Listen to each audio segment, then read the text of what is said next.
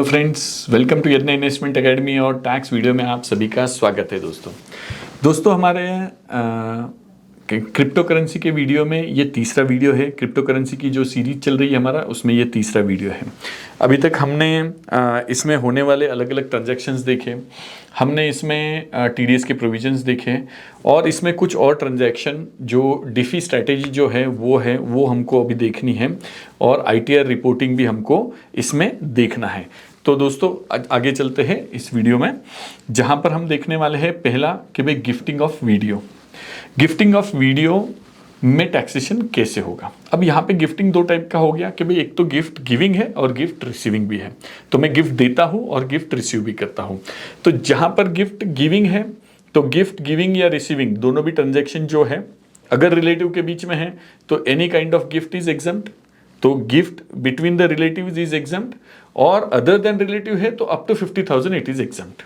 Up to 50,000 ये हमने पहले भी जब एयर ड्रॉप देखा तो तब हमने उसमें देखा था कि भाई गिफ्ट ट्रीट हो रहा है ये, तो हमारे लिए 50,000 के अबव और 50,000 के बिलो हमको वो देखना है। तो up to 50,000 during the year, ये इंपॉर्टेंट है कि भाई गिफ्ट 50,000 के ऊपर अगर है ड्यूरिंग द ईयर और वो नॉन रिलेटिव से है तो वो टैक्सेबल है।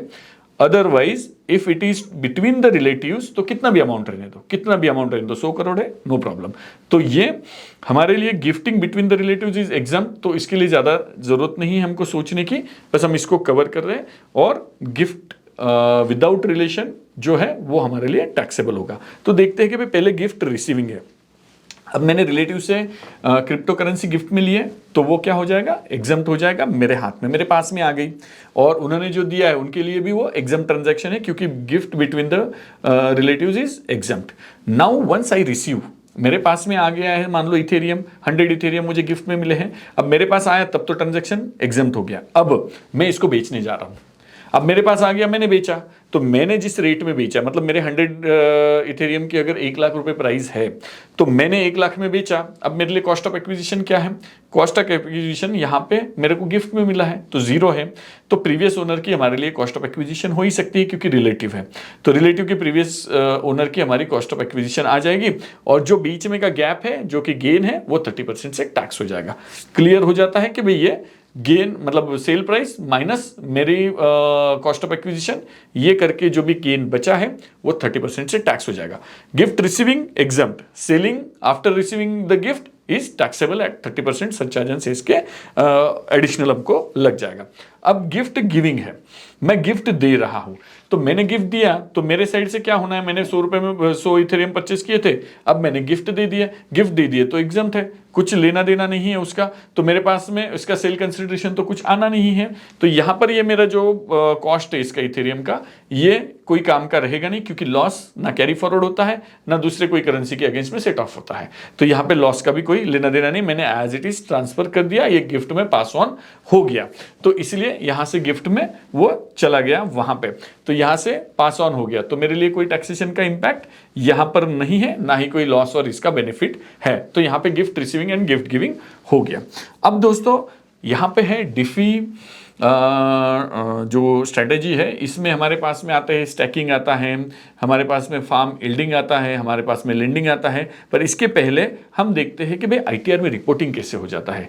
तो आईटीआर रिपोर्टिंग पहले देखते हैं और फिर इसके बाद में जो तीनों स्ट्रेटेजी है उसके ऊपर हम जाएंगे। तो आईटीआर रिपोर्टिंग में पहली तो बात यह है कि भाई अगर मेरा कोई भी transaction during the year crypto currency में है ड्यूरिंग द ईयर, तो मुझे 1 और 4 तो एप्लीकेबल होगा ही नहीं, आईटीआर 1 और 4। मेरे पास में कंपल्सरीली 2 और 3 ही आईटीआर बचते हैं। इधर मेरे पास में अगर मैं वो अदर सोर्स में दिखा रहा हूँ तो मैं अगर उसको कैपिटल गेन्स में दिखा रहा हूँ तो 2 है, बिजनेस इनकम में दिखा रहा हूँ तो 3 है। मैं कोई भी हेड के अंदर दिखाऊं, मैं उसको कैपिटल गेन में भी शो कर सकता हूं, उसको बिजनेस इनकम में भी शो कर सकता हूं। In both the scenario taxing treatment is same. Taxing treatment में कोई फर्क नहीं पड़ रहा है, 30% ही टैक्स है, 30% सरचार्ज एंड सेस के साथ ही है, बाकी सारे रूल्स भी सेम है, no set off nothing, loss carry forward नहीं होना है, कुछ भी नहीं होना है। तो ये बहुत क्लियर कर दिया गवर्नमेंट ने कि भाई यहाँ पर जो भी है ये हमने पहले वीडियो में भी देख लिया। तो यहाँ पर मेरे पास में मैं कोई भी हेड में बताऊँ, even forget about these 2 head only, मैं अदर सोर्स में भी दिखाने जाऊँ, कोई भी हेड में दिखाऊँ, टैक्स सेक्शन में कुछ फर्क पड़ना है, कोई फर्क नहीं पड़ना है। I can show anywhere but कोई फर्क नहीं पड़ना है। फिर अब मेरे पास में आता है कि भाई मैं दोनों में से एक जगह पे उसको शो करूंगा। तो ITR फॉर्म्स क्लियर हो गए, 2 या 3, ITR 2 या 3, इवन दो मेरे लिए ITR 2 ही था पर 1 ही था, पर फिर भी क्योंकि मैं VDA में डील कर चुका हूं तो मेरे लिए ये दोनों होंगे। अब इसमें रिपोर्टिंग के 3 जगह है, ITR रिपोर्टिंग में 3 जगह पे मेरा रिपोर्टिंग होना है। पहला तो है VDA का शेड्यूल है, VDA शेड्यूल है, मतलब VDA मतलब वर्चुअल डिजिटल असेट, जिसको हम उसमें से वर्चुअल डिजिटल असेट में सिर्फ हम क्रिप्टो करेंसी पे बात कर रहे हैं। Virtual digital asset is very wider term, blockchain पे होने वाले बहुत सी चीजों को इसने कवर किया है, उसमें से हम सिर्फ क्रिप्टो करेंसी को यहाँ पे कवर कर रहे हैं। तो यहाँ पे वर्चुअल डिजिटल असेट मतलब यहाँ पे VDA का एक शेड्यूल है, दूसरा है हमारे पास में असेट लायबिलिटी शेड्यूल, और तीसरा है हमारे पास में कि भाई foreign asset schedule, FA schedule FA। तो ये 3 जगह है जहां पे इसका रिपोर्टिंग हो सकता है। अब ये देखते हैं कि भाई कौन कौन से सिनारियो में कौन कौन सा होगा।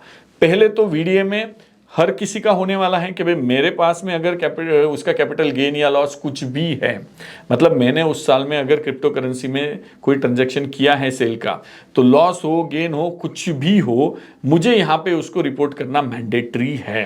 तो मतलब अगर मेरे पास में मैंने एक भी ट्रेड किया है क्रिप्टो में, मान लो मुझे 100 रुपए का बेनिफिट हुआ, I don't have any other income, तो इन अ वे ऐसा हो गया है क्योंकि वो स्ट्रेट अवे 30% से टैक्स होना है, तो इसलिए ITR मैंडेटरी हो गया मेरे लिए।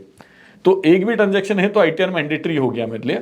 तो इसीलिए क्रिप्टो करेंसी का ट्रेड मुझे VDA के शेड्यूल में दिखाना मैंडेटरी है। तो मेरा पहला है कि भाई जहां पर भी मेरे पास में क्रिप्टो का सेल है तो वहां पे मेरे लिए VDA जो है VDA शेड्यूल वो भरना मैंडेटरी है। तो यहाँ पे पहला हो गया कि भाई हर किसी के पास में ये होना जरूरी है, और इसके कारण से जहां पर भी क्रिप्टो का सेल है, भले ही लॉस में है, तो भी मेरे लिए ITR फाइल करना जरूरी हो जाता है। Even though nothing has been written specifically कि भाई ITR VDA का सेल है इसलिए ITR मैंडेटरी है, ऐसा कहीं लिखा नहीं है। बट लॉजिकली अगर मुझे यहाँ पे रिपोर्ट ही करना है तो मैं कहीं से करूंगा, रिटर्न नहीं फाइल करूंगा तो VDA का शेड्यूल आएगा कहां से। तो इसीलिए VDA के शेड्यूल, जब मेरे पास में कोई भी क्रिप्टो का सेल है तो VDA का शेड्यूल मैंडेटरी होने से रिटर्न भी मैंडेटरी हो गया। दूसरा आता है मेरा asset liability schedule. Asset liability schedule हर एक को एप्लीकेबल नहीं होता है। असेट लायबिलिटी शेड्यूल सिर्फ उन्हीं को एप्लीकेबल होता है जिनका एक थ्रेशोल्ड के ऊपर का इनकम है टोटल। अभी के लिए 1 करोड़ का है, पहले 50 लाख था। तो 1 करोड़ के ऊपर अगर मेरे साल का इनकम जा रहा है तो I have to file the asset liability schedule. उसमें मेरे सारे असेट और लायबिलिटी मुझे रिपोर्ट करने होते हैं, सिर्फ वर्चुअल डिजिटल असेट नहीं, सिर्फ क्रिप्टो नहीं। मेरे पास में अगर हाउस प्रॉपर्टी है, मेरे पास में अगर गोल्ड है, मेरे पास में अगर लैंड है, मेरे पास में अगर शेयर से, म्यूचुअल फंड से, जो भी मेरे पास में असेट है सारे उसमें रिपोर्ट करने होते हैं असेट में। और लायबिलिटी में जो भी मेरे पास में लोन है, मेरे पास में होम लोन है, मेरे पास में व्हीकल लोन है, मेरे पास में प्रॉपर्टी लोन है, मेरे पास में कोई और लोन है तो पर्सनल लोन है, तो ये सारे लोन भी मुझे रिपोर्ट करने होते हैं। तो मेरे पास में असेट लायबिलिटी शेड्यूल में everything is to be reported. मेरे हर एक असेट, हर एक लायबिलिटी मुझे उस असेट लायबिलिटी शेड्यूल में मेंशन करना होता है।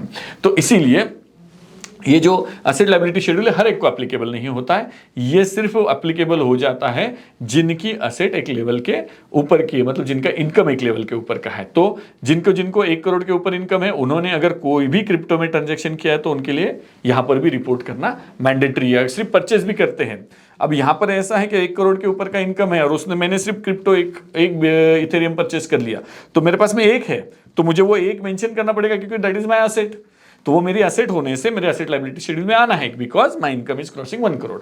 तो ये हो गया दूसरे नंबर का शेड्यूल। तीसरा शेड्यूल आता है foreign asset schedule. Foreign asset schedule में अगर मैं कोई भी क्रिप्टो में डील कर रहा हूं, वो इधर फॉरेन एक्सचेंज में है या फॉरेन इस पे है, फॉरेन वॉलेट में है, तो मेरे पास में फॉरेन एक्सचेंज में कहीं पे भी मैं क्रिप्टो में डील कर रहा हूं। बहुत बार ऐसा होता है ओवरसीज वॉलेट होते हैं या ओवरसीज फॉरेन करेंसी में डेजिग्नेटेड होते हैं या मतलब ओवरसीज में एक्सचेंजेस होते हैं, उन एक्सचेंज पर मेरा अकाउंट होता है। तो ऐसी जगह पर मेरे पास में जब मैं फॉरेन ट्रांजैक्शन में डील कर रहा हूँ या फॉरेन करेंसी में डेजिग्नेटेड क्रिप्टो में डील कर रहा हूँ, तो वहां पे मुझे foreign asset schedule mandatorily, FA schedule में मैंडेटरीली रिपोर्टिंग है। नहीं तो ब्लैक मनी एक्ट भी है, फेमा की भी अलग इंप्लीकेशन है, जो आपने सुना होगा कि 10 लाख की पेनल्टी है, मिस रिपोर्टिंग, वो undisclosed foreign asset, undisclosed income, ये सब चीज़ों के लिए जो पेनल्टीज है। और अभी जो इस बजट में भी उन्होंने वन टाइम विंडो दे रखा है कि भाई अगर कुछ छूट गया है आपका तो ये दो 1 लाख की पेनल्टी भरो और रिपोर्ट कर दो सब चीज़ें।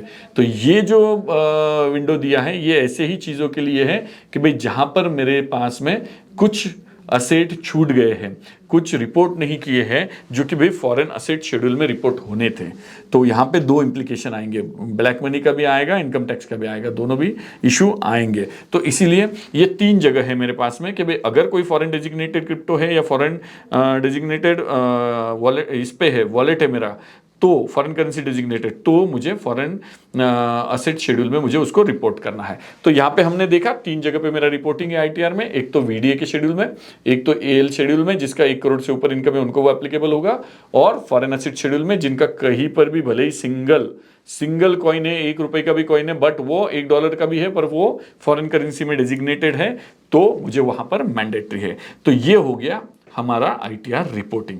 अब इसके बाद में ये आईटीआर रिपोर्टिंग का पार्ट हो गया, हमने गिफ्टिंग भी देख लिया। अब यहाँ पे कुछ स्ट्रेटेजीज है या यहाँ पे कुछ क्रिप्टो में डीलिंग होता है। अब ये मेन जो है ये ब्लॉकचेन और क्रिप्टो जो आया था मेनली, वो आया इसीलिए था कि भाई they don't want to be dependent on any system, banking system. ये ऑटो रेगुलेट होते रहे, ऐसा कोई सिस्टम बनाना चाह रहे थे कि भाई जहां पर मुझे पैसा ट्रांसफर करना है तो भी ऑटो रेगुलेट हो, मुझे लोन लेना है, लोन देना है तो भी ऑटो रेगुलेट हो। तो ये सारी चीजें ऑटोमेटिक हो, कोई बैंक के ऊपर डिपेंडेंसी नहीं रहे कि बैंक हॉलीडे इसलिए मेरा ट्रांजैक्शन रुक गया, बैंक के बैंकिंग आवर खत्म हो गया इसलिए मेरा ट्रांजैक्शन रुक गया, कोई बीच में फ्रॉड कर गया इसलिए मेरे बैंक के ट्रांजैक्शन में गड़बड़ी हो गई, तो किसी ने फ्रॉड करने के कारण से ये हो गया। तो ये फुल प्रूफ सिस्टम नहीं होने से उन्होंने ये लाने का पर्पज ये था। अब वो अलग वे में चला गया क्रिप्टो करेंसीज, पर इसका मेन पर्पज वो था कि भाई ग्लोबल करेंसी बने कोई, कि भाई जिसको कोई भी इजीली डील कर पाए। उसके बाकी चीजें बहुत अलग है, वो हम उसके डिटेल में नहीं जाएंगे, बट ये इसलिए बैकग्राउंड दिया कि भाई डिफी क्या है ये बताने के लिए कि भाई ये डिफी स्ट्रेटेजी जो है वो मतलब क्या है कि भाई डिसेंट्रलाइज्ड फाइनेंस है। ये डिसेंट्रलाइज मतलब किसी पे ऊपर ये नहीं है, तो यहां पर हमने उसको एकदम सिंप्लीफाई कर दिया फाइनेंस को, जिसके कारण से मेरा lending, borrowing, trading, interest earning वगैरह ये सब ऑटोमेटिक हो जाए, किसी के ऊपर डिपेंडेंसी नहीं रहे।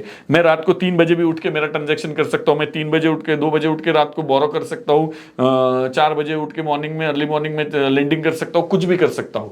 मेरे लिए कोई रिस्ट्रिक्शन नहीं, कोई लिमिटेशन नहीं। तो ये जो मेन उसका पर्पस था, उसके ऊपर कुछ स्ट्रेटेजीज बने हैं जो कि आज किसी को हार्डली किसी को पता भी होंगे, मतलब बहुत कम लोग जानते भी होंगे उसको, पर ये तो आज तो बस वो एक ट्रेडिंग के लिए काम में लेने वाली चीज हो गई क्रिप्टो के, चलो आज खरीदो कल बेचो पैसा मिलने वाला है, बात खत्म हो गई। तो ऐसे वे में इसको यूज किया जा रहा है। पहला है लेंडिंग ऑफ क्रिप्टो करेंसीज। ये एक अगेन क्या है, ये डिफी मैकेनिज्म है एक, कि भाई जहां पर डिसेंट्रलाइज्ड फाइनेंस का एक पार्ट है ये, कि भाई जहां पर मैं मेरे क्रिप्टोज लेंड करता हूं, मैं मेरे क्रिप्टोज किसी को देता हूं। It is as good as loan giving. But यहां पे लोन लेना है तो मुझे कहां जाना है, बैंक पे जाना है, बैंक के पास जाऊंगा, बैंक को एप्लीकेशन भरूंगा, फिर वो उनके पास में पैसा होगा तो मुझे लोन देंगे। तो यहां पर जो मुझे पैसा आना है वो किसी के ऊपर डिपेंडेंट है। यहां पर मैं ओपनली जाता हूं, मैं लेंडिंग के यहां पर मेरे पास में जो बोरोवर है, मतलब बोरोवर है, उसको वो सीधा मेरे से इंटरेक्ट कर सकता है सीधा, या वहां पे प्लेटफॉर्म से, मतलब वहां पे प्रोटोकॉल्स होते हैं, तो वो प्लेटफॉर्म के ऊपर वो अप्लाई करता है, मैं यहां से वहां पे रजिस्टर होता हूं, तो यहां पे लेंडिंग और बोरोइंग हो जाता है। तो मतलब उसके लिए मुझे किसी के ऊपर डिपेंडेंट रहने की जरूरत नहीं। यहां पर भी वो कहीं से एफडी लेने वाली है बैंक और मुझे पास ऑन करने वाली है, तो यहां पे ट्रांसपेरेंसी ज्यादा है, मतलब यहां पे डायरेक्टली हम ये डील होता है एक्सचेंज के थ्रू। तो यहां पे जो भी प्रोटोकॉल्स मतलब मैकेनिज्म, मतलब वो एक प्लेटफॉर्म है, तो उस प्लेटफॉर्म के ऊपर मैं अपने बिटकॉइन कॉइन्स को लेंड कर सकता हूं। तो मेरे पास मान लो 100 इथेरियम है, अब मुझे लेंडिंग करना है, मेरे पास में पड़े हैं पर मैं बेचना नहीं चाह रहा हूं। तो मैं बेचना नहीं चाह रहा हूं तो पड़े तो है, तो इसलिए मैंने क्या सोचा कि मैं लेंडिंग के प्लेटफॉर्म पे दे देता हूं, वहां पे लेंड हो जाएंगे, जिसको चाहिए वो लेगा और उसके ऊपर मुझे ब्याज दे देगा। अब ये मैंने दिया तो किसके भरोसे भी दिया, तो मैं तो किसी को जानता नहीं हूं, तो प्लेटफॉर्म की जिम्मेदारी है। प्लेटफॉर्म वहां पे उसके पास में सिक्योरिटी लेके उसको लेंडिंग कर देता है। अब किस पर्पज के लिए, बहुत सारे पर्पज होते हैं कि वो कोई इथेरियम में डील करना चाहता है इसलिए उसने इथेरियम बाय कर लिया, दूसरा कुछ सिक्योरिटी दे दिया, तो ऐसे अलग अलग सिक्योरिटी देके बाइंग होता, बोरोइंग होता है। तो बोरोवर इंटरेस्ट देगा, इंटरेस्ट वो वहां पे उनका फीस लेके, प्लेटफॉर्म अपनी फीस लेके मुझे पास ऑन कर देगा। तो मेरे जो इथेरियम मेरे पास ही पड़े थे, जिसको मैं बेचना नहीं चाह रहा हूं, मुझे लॉन्ग टर्म के लिए इन्वेस्टेड रहना है, तो मैंने इथेरियम को लेंडिंग प्लेटफॉर्म पे दिया, वो प्लेटफॉर्म वाले ने आगे बोरोवर को दे दिया, वो बोरोवर ने इंटरेस्ट दिया, वो मुझे मिल गया। ये बात बहुत क्लियर हो गई। ये लेंडिंग का जैसा, इसमें मुझे क्या मिला, इंटरेस्ट मिला। क्या कैश में मिला? नहीं, ये मिलेगा वापस मुझे कॉइन्स में ही मिलेगा, तो मुझे इसके कॉइन्स के फॉर्म में ही मिल जाएगा। तो ये जो कॉइन का फॉर्म है, अब इसका टैक्सेशन हमको देखना है। अब मैंने लेंडिंग किया इथेरियम, अब मुझे मान लो कि मैंने 100 लेंडिंग किए थे और साल भर मैंने वहां पे रखा और मुझे मिले कितने, 10 मिल गए, 10% से मुझे मिल गए। तो 10 इथेरियम जो मुझे मिल गए, वो 10 इथेरियम का टैक्सेशन क्या होगा? तो 10 इथेरियम मेरे पास में आए, तो अब ये क्या आया, इंटरेस्ट के फॉर्म में आया, तो इसका टैक्सेशन नॉर्मल होगा। इवन दो मुझे ये मिले बिटकॉइन है, क्रिप्टो करेंसी है, पर मुझे मिले एज ए इंटरेस्ट फॉर्म में मिले, तो मेरा अदर सोर्स इनकम हो गया, ये इंटरेस्ट ही ट्रीट होगा उसका ऊपर का, तो ये अदर सोर्स में आ गया। उसको कौन सा टैक्स रेट लगेगा, तो उसको 30% फ्लैट लगना जरूरी नहीं है, जो भी मेरा स्लैब रेट रहेगा। मैं एग्जाम्पशन लिमिट में हूं तो मेरा एग्जाम्प्ट हो जाएगा। मैं 5% में हूं, 10% में हूं, 15% में हूं, 20% में हूं, 30% में हूं, जो भी रेट में हूं, तो उस रेट में जो भी मैं स्लैब में हूं वहां पे वो टैक्स हो जाएगा।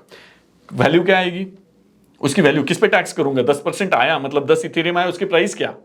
तो जिस दिन मुझे इंटरेस्ट मिला उस दिन की fair market value of that currency, उस दिन की फेयर मार्केट वैल्यू। तो मुझे आज के दिन में 10 इथेरियम मिले, तो आज मेरे मार्केट में रेट क्या चल रहा है 10 इथेरियम का? हाँ चलो 10,000 रुपए, तो 10,000 रुपए मेरे पास में आए हैं, 10,000 के ऊपर मैं टैक्स भर दूंगा एज पर माई स्लैब रेट, एज पर माई स्लैब रेट। तो इस तरह से पहला ट्रांजैक्शन हो गया कि मुझे इंटरेस्ट के फॉर्म में इथेरियम मिले, मैंने उसको टैक्स कर दिया as per fair market value, as per माई स्लैब रेट। ये सिंपल हो गया।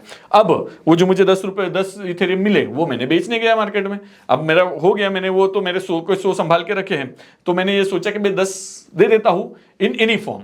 अब हमने इसके फॉर्म अदर पहले भी देख लिए हैं, मैं उसको सेल कर सकता हूं डायरेक्ट मार्केट में, मैं उसको दूसरे करेंसी के साथ स्वैप कर सकता हूं, मैं उसको स्पेंड कर सकता हूं, तो कुछ भी हो सकता है। तो हर एक का टैक्सेशन हमने पहले देख लिया। स्वैप करूंगा तो कैसे होगा, मैं उसको स्पेंड करूंगा तो कैसे होगा, मैं उसको सेल करूंगा तो कैसे होगा, तो यहां पर अलग अलग ट्रांजेक्शन हो ही सकते हैं। तो उसका टैक्सेशन उस हिसाब से होता है, पर टैक्स रेट में कोई चेंज नहीं, 30% फ्लैट, क्योंकि मैं इथेरियम के साथ डील कर रहा हूं, अभी मैं क्रिप्टो करेंसी के साथ डील कर रहा हूं, तो यहां पे फ्लैट 30% आने वाला है।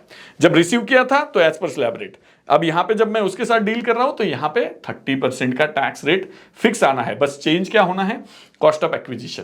सेल प्राइस तो उसकी फेयर मार्केट वैल्यू है जिस दिन मैं कर रहा हूं, स्वैप कर रहा हूं तो उस दिन की फेयर मार्केट वैल्यू है, सेल कर रहा हूं तो जितना पैसा मिला वो है, मैं उसको डीलिंग में यूज कर रहा हूं, मतलब उससे कुछ और चीज खरीद रहा हूं तो उसकी फेयर मार्केट वैल्यू है। तो सेल प्राइस तो मेरे पास में आ रही है उस दिन की, पर परचेस के लिए जो मैंने फेयर मार्केट वैल्यू पे टैक्स भरा था, जब मुझे 10 इथेरियम आए थे और मैंने अदर सोर्स में भरा था, तब भी मैंने फेयर मार्केट वैल्यू निकाली थी उसकी।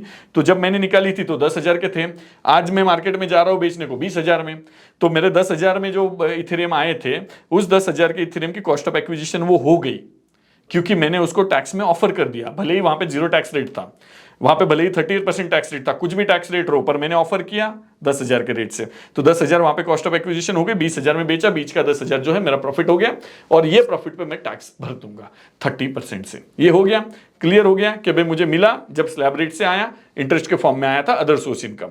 जब बेच रहा हूं तो वो कोई भी फॉर्म में हो सकता है, मैं स्वैपिंग के फॉर्म में हो सकता हूं, मैं सेलिंग के फॉर्म में हो सकता हूं, मैं उसको ये करने के फॉर्म में भी हो सकता हूं, मतलब सेल भी करने के फॉर्म में हो सकता हूं, कुछ भी फॉर्म हो सकता है, but fair market value cell rate रहेगा मेरा, कॉस्ट ऑफ एक्विजिशन है, 30% टैक्स हो जाएगा। ये हो गया मेरा लेंडिंग का। तो लेंडिंग में 2 ट्रांजैक्शन देखे हमने, इंटरेस्ट रिसीविंग और बाद में डीलिंग। फिर दूसरा आता है कि भाई यील्ड फार्मिंग। यील्ड फार्मिंग क्या है, उसके पहले दोस्तों हम देखते हैं कि भाई स्टैकिंग। उसके पहले स्टैकिंग क्या होता है कि भाई स्टैकिंग में क्या होता है, it is as good as fix deposit करना। अब लेंडिंग में क्या किया, मैंने लोन पे दिया किसी को, अब यहां पे क्या कर रहा हूं मैं, फिक्स डिपॉजिट जैसे कर रहा हूं। यहां पे ये जो प्लेटफॉर्म होते हैं, कि जैसे मैंने बताया कि भाई ये कैसे बना था, कि भाई ये एक काइंड ऑफ बैंक जैसा वर्क करेगा। अगर मुझे चाहिए कुछ, मुझे मान लो 100 इथेरियम चाहिए, तो मैं वो प्लेटफॉर्म पे जाऊंगा, मैं मांगूंगा 100 इथेरियम दो मुझे। अब उसके लिए वो मे भी पैसा मांगेगा मेरे से, या फिर मेरे पास सिक्योरिटी मांगेगा अगर मैं लोन ले रहा हूं तो, और मैं खरीदना चाहता हूं तो मेरे पास से पैसा मांगेगा। दोनों ही केस में उसके पास 100 इथेरियम चाहिए ना, वो प्लेटफॉर्म के पास 100 इथेरियम आएंगे कहां से? उसके पास में 100 इथेरियम होने के लिए उनके पास में अलग अलग स्ट्रेटेजीज होती है। One of the is stacking. Stacking में क्या करते हैं कि भाई मेरे पास में या XYZ पर्सन के पास में 5000 इथेरियम है, वो आता है, वो स्टैकिंग को मतलब प्लेटफॉर्म को दे देता है कि भाई ये मेरे 5000 इथेरियम, मुझे बेचना कुछ नहीं है, पर घर में पड़े पड़े क्या करूं, आप रखो तो आपके पास। अब उसके पास में आ गया लिक्विडिटी, जैसे बैंक के पास में आ जाता है, कोई बहुत बड़ा पैसा आ गया, RBI से लेके आया या फिर बैंक फिक्स डिपॉजिट से आया, अब वो बोलेगा मैं यहां पे रख के करूं क्या, तो मैं लोन दे देता हूं बिजनेसमैन को। वैसे ही इनके पास में स्टैकिंग के थ्रू बहुत सारा ये करेंसीज आ जाते हैं, फिर वो लेंडर को पैसा देते हैं। तो मैं बोरोवर हूं, तो मैं गया उसके पास में, उससे मैंने ले लिए। अब कहां से लिए, तो उसने ऑलरेडी स्टैक करके रखा था, तो मतलब स्टैकिंग करने वाला वहां पे सिक्योरिटी डिपॉजिट के जैसा या फिक्स डिपॉजिट के जैसा अपने करेंसी रखता है। अब उस पे जब मैं बोरो करने गया तो मैंने इंटरेस्ट दिया उसको, और वो इंटरेस्ट देने के बाद में वो इंटरेस्ट का कुछ पार्ट रख के, मतलब वो मेजरली पार्ट रखता है, और कुछ पार्ट इनको जिन्होंने स्टेकिंग किया है उसके में दे देते हैं फीस बोल के कि भाई आपने हमारे पास में सिक्योरिटी डिपॉजिट रखा तो आपको ले लो। तो यहां पे भी आज के डेट में भी अगर फिक्स डिपॉजिट पे एक इंटरेस्ट रेट होता है, लोन देने के बाद ज्यादा इंटरेस्ट रेट मिलता है, वैसे ही लेंडिंग के से स्टेकिंग में थोड़ा कम इंटरेस्ट मिलता है, कम रिटर्न मिलता है, कम उस पर फीस मिलता है। तो यहां पे स्टेकिंग किया किसी ने, XYZ बंदे ने वहां पे स्टेक कर दिया उसके करेंसीज, वो स्टेकिंग के कारण से वो आगे इसको दे सका, आगे उन करेंसी को आगे दे सका। दूसरी बात ये भी होती है कि भाई जैसे RBI लाइसेंस लेना है मुझे, कि भाई मुझे बैंकिंग का ऑपरेशन करना है, तो वो बोलता है कि भाई पहले इतना तुम्हारा कैपिटल रहना चाहिए, पहले तुम्हारे पास में इतना पैसा रहना चाहिए, इतने डिपॉजिट ये वो सब होना चाहिए, तब जाके लाइसेंस देके। वैसे ही यहां पर भी किसी प्लेटफॉर्म को लैंडिंग करना है तो उसके पास में मिनिमम कुछ चाहिए, तो उसके लिए भी ये स्टैकिंग काम में आता है कि भाई वो लोगों से जमा करके लेते हैं कि भाई हम आपको फीस देंगे, आप आपके पास में ऐसे भी पड़े हैं, आप बेचना नहीं चाह रहे हो, आपको लॉन्ग टर्म के लिए होल्ड करना है, हमारे पास जमा कर दो, हम जमा करके लेते हैं और उसके ऊपर आपको कुछ ना कुछ दे देते हैं। तो इस तरह से स्टैकिंग के ऊपर उनको कुछ रिटर्न मिलता है। तो अगेन आते हैं हमारा टैक्सेशन पार्ट कि भाई स्टेक कर दिया है, अब मेरे पास में 100 इथेरियम थे, मैंने 100 इथेरियम स्टेक कर दिए प्लेटफॉर्म पे, तो वो जो प्रोटोकॉल है जहां पे मैंने स्टेक कर दिए हैं, तो वहां से मुझे कुछ मिलने वाला है। अब इंटरेस्ट तो नहीं मिलने वाला, पर फीस के फॉर्म में कुछ मिलने वाला है, ट्रांजैक्शन फीस बोलो या जो भी है, जो भी उनके अलग अलग सिनारियोज होते हैं उस फॉर्म में मिलने वाला है। तो मान लेता हूं 100 पे मुझे 5 इथेरियम ऊपर से मिल गए, 5 इथेरियम मुझे मिल गए। अब अगेन सेम जैसे हमने लेंडिंग में देखा था, वैसे ही ये मुझे क्या आया है, अदर सोर्स इनकम आया, वहां पे इंटरेस्ट मिला था, ये अदर सोर्स इनकम ही है, भले ही इसको इंटरेस्ट नहीं भी बोले हम, तो मुझे अदर सोर्स इनकम मिला है। तो ये इनकम मिला है अदर सोर्स इनकम, ये टैक्स होगा नॉर्मल स्लैब रेट से, नॉर्मल स्लैब रेट से ये टैक्स हो जाएगा, और इसका जो भी स्लैब में मैं फॉल होऊंगा, एग्जम्पशन लिमिट के बिलो होऊंगा, तो 0%, 5%, 10%, 20% जो भी टैक्स होना है वो हो जाएगा। इसका प्राइस कौन सा गिना जाएगा, जिस दिन मुझे उसका फीस मिला है या ट्रांजैक्शन फीस मिला बोलो या जो भी इनकम मिला है, उस डेट का उसका फेयर मार्केट वैल्यू, उस दिन का उसका फेयर मार्केट वैल्यू। अभी हमारे 5 के लिए हम मान लेते हैं कि भाई 5000 रुपए के मुझे वो मिल गए, 5000 रुपए के वो मिल गए, तो मैंने वो 5000 रुपए इनकम में ऑफर कर दिया, टैक्स जो भी स्लैब वाइज लगना था लगा, नहीं लगना था नहीं लगा, पर मेरी फेयर मार्केट वैल्यू यहाँ पे आ गई। ये फेयर मार्केट वैल्यू कल मेरी कॉस्ट ऑफ एक्विजिशन बनने वाली है, इसी को मैं बेचूंगा तब कॉस्ट ऑफ एक्विजिशन रहने वाली। अब उसी को उठाया मैंने, बेचने गया मार्केट में, बेचने के लिए अलग अलग चीजें होनी है, मैंने कैश में बेचा, मैंने स्वैपिंग किया, मैंने डीलिंग किया उसके साथ में, मतलब मैंने ये कर दिया, कुछ बाइंग सेलिंग कर दिया उसके साथ में, तो कोई प्रोडक्ट खरीद लिया, तो स्वैपिंग मतलब दूसरे करेंसी के साथ स्वैप हो रहा है, और यहां पे मैं बाइंग करने जा रहा हूं, तो मैंने उसके साथ में डीलिंग किया, तो दूसरा कुछ प्रोडक्ट खरीद लिया। तो कुछ भी वे में हो, इस दिन का फेयर मार्केट वैल्यू जो है, जिस दिन मैं उसके साथ डील कर रहा हूं, वो फेयर मार्केट वैल्यू मेरा सेल कंसिडरेशन है। तो इस सेल कंसिडरेशन के अगेंस्ट में मेरे पास में कॉस्ट ऑफ एक्विजिशन 5000 का है, मान लो 25000 मेरे फेयर मार्केट वैल्यू था जिस दिन मैंने डील किया, बेचने गया, तो मान लो मैंने बेच ही दिया, तो बेचा तो मेरे को 25000 का ये मिल गया, 5000 कॉस्ट ऑफ एक्विजिशन, 20000 पे मेरा 30% टैक्स, 30% में कोई चेंज नहीं, 30% रहेगा, इधर इट इज कैपिटल गेन और business income what ever it may be, हमारे पास 30% का टैक्स रेट फ्लैट है, 30% का टैक्स रेट और प्लस सरचार्ज एंड सेस जो भी लगेगा वो। टीडीएस के प्रोविजन भूलना नहीं है, टीडीएस हमने कवर किया, हर बार हम टीडीएस को हिट नहीं कर रहे हैं, पर हर जगह पे जहां पर भी मैं पे कर रहा हूं, जहां पर भी मैं क्रिप्टो के लिए पे कर रहा हूं, टीडीएस हिट हो ही सकता है, तो वो हमको देखना है। अब थर्ड जो स्ट्रेटेजी है, डिफी स्ट्रेटेजी, वो क्या है, यील्ड फार्मिंग। यहां पे क्या होता है, यील्ड फार्मिंग में अब जनरली मैं आता हूं और मैं बोलता हूं कि मैं, मेरे पास में 100 इथेरियम है, मुझे बिटकॉइन चाहिए, तो मेरे पास में 1000 इथेरियम है, मुझे बिटकॉइन चाहिए। मैं जाता हूं कोई प्रोटोकॉल पे, कोई प्लेटफॉर्म पे, और वहां पे बोलता हूं ये मेरे 100 इथेरियम, 1000 इथेरियम लो और मुझे 2 बिटकॉइन दे दो। अब देने के लिए वो कहाँ से लाएगा, वो कहाँ से लाएगा? तो ये जो है उसके पास भी डिपॉजिट होना चाहिए। तो जनरली जैसे हमारा स्टैकिंग और लेंडिंग था, उसी तरह से ये हमारा यहाँ पे जो है यील्ड फार्मिंग में दो करेंसीज वहाँ पे ये होते हैं कि भाई ये कॉम्बिनेशन बना होता है। ये कॉम्बिनेशन बना होता है कि भाई यहाँ पर मेरे पास में इथेरियम भी है और बिटकॉइन भी है मेरे पास में। मैं अभी बोरोवर की पोजीशन छोड़ता हूँ, मैं होल्डर की पोजीशन पे आता हूँ। मेरे पास में 10,000 इथेरियम है और 2,000 बिटकॉइन है। तो 10,000 2,000 इतना मेरे पास में स्टॉक है। मैं दोनों के कॉम्बिनेशन को वहां पे सरेंडर कर रहा हूं कि भाई ये मेरा डिपॉजिट आपके पास रख लो, ये आपके पास रखो। इसमें यील्ड फार्मिंग में दो करेंसीज वहां पे जाते हैं। क्या जाते हैं? दो करेंसीज जाते हैं। और ये सबके जहाँ पे भी मैंने लेंडिंग में दिया, स्टेकिंग में दिया, इसके लिए मुझे प्रूफ मिलता है उसका मुझे एक टिकट मिलता है कि भाई ये आपके मेरे पास में जमा है। ये सब सिक्योर्ड मतलब सिस्टम के थ्रू वो सब रन होता है और ब्लॉकचेन पे सारा वो मैपिंग भी होता है, वो ट्रैकिंग भी होता है उसका। तो यहाँ पे जो है मेरे पास में, मैं ये लिक्विडिटी पूल में, उनका जो लिक्विडिटी पूल है जहां पर मैं अपने दोनों करेंसी सरेंडर करता हूं, उनके पूल बने हैं। ये क्रिप्टो और बिटकॉइन और क्रिप्टो का है, सॉरी इथेरियम और बिटकॉइन का है, ये इथेरियम और यूएसडीटी का है, ये बिटकॉइन और यूएसडीटी का है। ऐसे सबके पूल बने होते हैं। उस पूल में मैं जाके सरेंडर करता हूं मेरे। फिर जिन जिन को एक्सचेंज करना है, मतलब मैं गया और अब ये हो गए और XYZ पर्सन आया, वो बोला मेरे पास में इथेरियम है, मुझे बिटकॉइन चाहिए। अब वो उस पूल में जाएगा।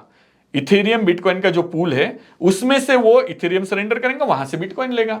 अब वहां पे जब करेगा तो उसको ट्रांजैक्शन फीस लगती है एक्सचेंज करने के लिए। हमने देखा था पहले कि भाई स्वैपिंग करना है क्रिप्टो, तो स्वैपिंग के लिए टीडीएस के प्रोविजन भी देखा था हमने, और स्वैपिंग में कैसे कैपिटल टैक्सेशन वर्क होने वाला है वो हमने ऑलरेडी देख चुके हैं। तो यहाँ पे जब वो स्वैप करने जाता है तो उसको फीस लगता है। उसी फीस में से मुझे, क्योंकि मैंने वो सरेंडर किए हैं, मेरे इथेरियम और बिटकॉइन मैंने सरेंडर किए, मेरे पूल में जमा है, तो उसके रिलेटेड जो भी ट्रांजैक्शन फीस वो मुझे कुछ शेयर होती है। तो ये ऐसे। और यील्ड फार्मिंग में सिर्फ इतना ही नहीं होता है। जो मेरे पास में ये डिपॉजिट का रिसीट बनता है, ये डिपॉजिट का रिसीट, मान लो मैंने फिक्स डिपॉजिट किया बैंक में, उस रिसीट के ऊपर मैं वापस लोन ले सकता हूं। ऐसे अलग अलग ट्रांजैक्शन इसमें होते हैं यील्ड फार्मिंग में। तो अलग अलग वे से इसमें इनकम अर्न होता है। जैसे लेंडिंग में इंटरेस्ट ही मिल रहा था, इसमें स्टैकिंग में मुझे फीस मिल रही थी, यहाँ पे इंटरेस्ट भी मिल सकता है, फीस भी मिल सकता है। अलग अलग वे में मैं जिस तरह से भी प्लान कर सकूं, उसको अलग अलग वे में, अलग अलग प्लेटफॉर्म पे, अलग अलग प्रोटोकॉल्स पे जाके मैं इसको रख सकता हूं। और वहां पे मैं ज्यादा से ज्यादा फार्मिंग कर सकता हूं, ज्यादा से ज्यादा यील्डिंग कर सकता हूं, ज्यादा से ज्यादा अर्निंग कर सकता हूं। अगेन सेम चीज है, मुझे किसी भी फॉर्म में आ सकता है, फीस के फॉर्म में आ सकता है, इंटरेस्ट के फॉर्म में आ सकता है, कुछ भी फॉर्म में आ सकता है। सेम रूल अप्लीकेबल, सेम चीज। जो भी आएंगे उस दिन के फेयर मार्केट वैल्यू को मुझे नॉर्मल स्लैब रेट से ऑफर करना है इनकम टैक्स को। नॉर्मल स्लैब रेट से मैं इनकम टैक्स को ऑफर करूंगा। नॉर्मल स्लैब रेट हो जाएगा तो मान लो कि भाई मुझे मेरे वो जो मैंने पूल में डाले थे उसके ऊपर 1 लाख का इनकम आ गया साल का। 1 लाख का मतलब जो भी आने थे, करेंसीज आने थे, वो आ गए मेरे पास में। उन करेंसी के ऊपर में मैंने 1 लाख के ऊपर जो भी मेरा स्लैब रेट से था वो टैक्स भर दिया। फिर अगेन सेम चीज, जब मैं उसको बेचने जाता हूं, मैंने 3 लाख में बेचने के लिए आया, मैंने स्वैप करने के लिए आया, एक्सचेंज करने के लिए आया, जो भी करने के लिए आया, तो उस 3 लाख के और 1 लाख के डिफरेंस के ऊपर नॉर्मल टैक्स रेट 30% से। ये हमने बार बार देख लिया। तो इसमें अलग कुछ करना नहीं है हमको। तो यहां पर जो है ये प्रोटोकॉल जब भी मैं सरेंडर कर रहा हूं तो यहां पे मुझे जो इनकम आ रहा है वो अदर सोर्स इनकम में जाएगा। जब मैं इनको सेल करता हूं, जो मुझे उसके अगेंस्ट में जो इनकम मिला है वो क्रिप्टो करेंसी में मिला है, तो उस क्रिप्टो करेंसी में जब मैं डील करने जाता हूं तो वहां पे जो आएगा वो 30% से टैक्स हो जाएगा। यहां पर हर जगह पे वापस टीडीएस के प्रोविजन ध्यान रखना है। यहां पर हर जगह पे टीडीएस के प्रोविजन ध्यान रखा है। अब होप दोस्तों, अभी हमने जो ये सारी चीजें क्रिप्टो के रिलेटेड 3 वीडियो बना दी हमने। 3 वीडियो के बाद भी कुछ कुछ चीजें रही चुकी है, बहुत सारी चीजें अलग अलग है। तो ये सारी चीजें हमने अगर आपको कुछ और भी इंफॉर्मेशन चाहिए, इसके और भी ऊपर जानकारी चाहिए तो आप लिखिए, हम उसके ऊपर वीडियो बनाने का ट्राई करेंगे। बट जितने हमारे ध्यान में थी वो सारी चीजें लगभग हमने इस 3 वीडियो में कवर कर ली है। आपको इसमें कुछ भी डाउट है तो आप कमेंट में लिखिए और उसके ऊपर हम रिप्लाई करने का ध्यान रखेंगे। Thank you for watching the video दोस्तों। Thank you.